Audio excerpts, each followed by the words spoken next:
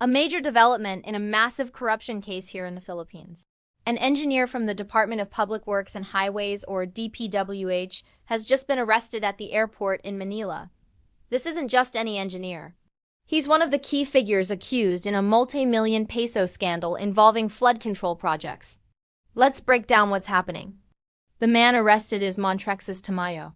He's the officer in charge of the Planning and Design Division for the DPWH in the Mimaropa region. According to the Criminal Investigation and Detection Group, or CIDG, Tamayo was nabbed at the Ninoy Aquino International Airport Terminal 3 right after he landed from an Emirates flight. The timing here is crucial. The arrest warrant was issued while he was reportedly out of the country, specifically in Jordan. So, what's the story behind this arrest?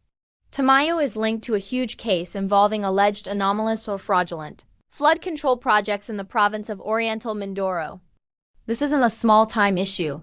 The case was filed by the Office of the Ombudsman, and it includes charges of graft and malversation of public funds. And Tamayo isn't the only one implicated. He's one of at least 15 individuals, including officials from a construction firm called SunWest and other DPWH personnel. A former congressman, Zaldi Ko of the Ako Bicol party list, is also named among the accused. The CIDG reported that the arrest itself went smoothly. As soon as Tamayo's flight arrived, agents approached him, verified his identity with his ID, and informed him about the warrants. He was arrested right there and then without any incident. This shows some serious coordination by our law enforcement agencies. They knew exactly when and where he would be. Following his arrest, CIDG Director Major General Robert Alexander Morico too confirmed that Tamayo was immediately brought to the Sandiganbayan. For those who don't know, the Sandiganbayan is a special court that handles graft and corruption cases against government officials. Tamayo's warrant was returned, and he's now set to be committed to a designated jail facility. With Tamayo's capture, the number of accused individuals in this specific flood control case now in government custody has risen to 9. This is a significant step forward in the investigation. The authorities have also specified where the accused will be detained. The female accused will likely be held at Camp Carangal in Quezon City, while the male accused, including Tamayo, are designated for a jail facility in Payatas, also in Quezon City, which is run by the Bureau of Jail Management and Penology. But wait, there's more. This arrest seems to be part of a much wider crackdown on corruption within public infrastructure projects.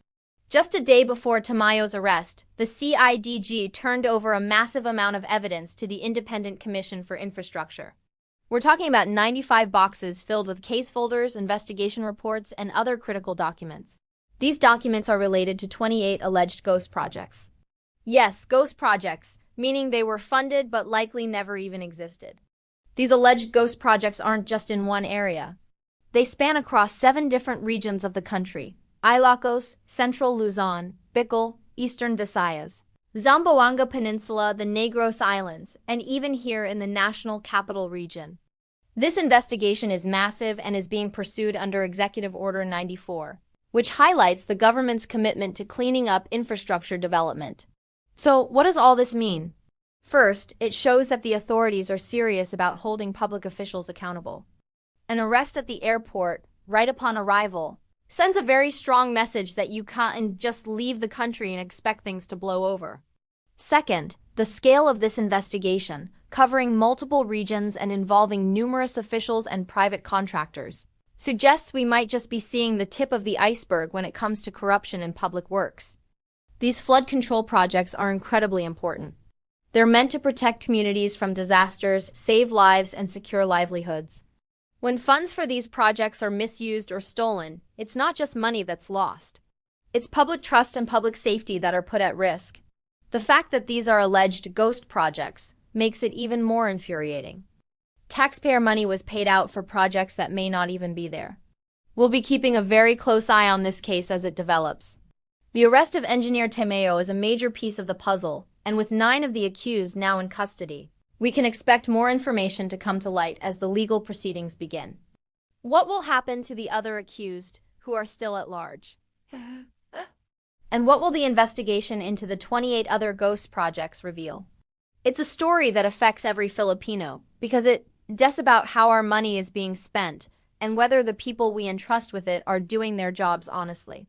What are your thoughts on this? It's a pretty big deal. Let us know in the comments below. We'd love to hear your perspective on this ongoing anti-corruption drive. And if you want to stay updated on this story and other important news from the Philippines, make sure to hit that subscribe button and turn on notifications. Thanks for watching, and we'll see you in the next video.